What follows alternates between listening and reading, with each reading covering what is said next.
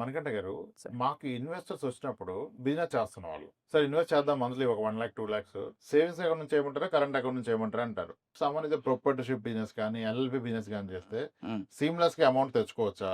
ఇప్పుడు ఒక కస్టమర్ నుంచి కూడా సేవింగ్స్ అకౌంట్ వేయించుకోవచ్చా, లేదా కరెంట్ అకౌంట్ వేసుకొని అక్కడ నుంచి సేవింగ్స్ అకౌంట్ వేసుకోవాలా? ఇప్పుడు కరెంట్ అకౌంట్ నుంచి సేవింగ్స్ అకౌంట్, సేవింగ్ అకౌంట్ నుంచి కరెంట్ అకౌంట్ అట్లా క్రాస్ యూటిలైజేషన్ చేయటంలో తప్పు లేదు అన్నప్పుడు అసలు 2 ప్రొడక్ట్స్ పెట్టాల్సిన అవసరం ఏంటి సార్?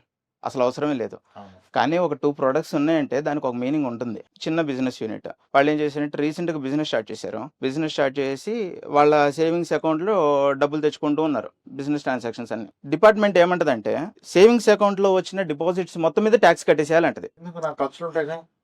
బిజినెస్ చేసిన తర్వాత వచ్చిన రియలైజ్డ్ ఇన్కమ్ ఏదైతే ఉంటుందో ఆఫ్టర్ ఆల్ ఎక్స్పెన్సెస్ ఏదైతే మిగిలిన ప్రాఫిట్ ఉంటుందో దాన్ని మనం సేవింగ్స్ అకౌంట్ కి మూవ్ చేసుకొని మనం దాన్ని యూజ్ చేసుకోవాలి. ఇది ప్రాసెస్. కరెంట్ అకౌంట్ లో only business transactions, savings account లో డబ్బులు పడ్డాయి అంటే అది ప్రాఫిట్ అంతే.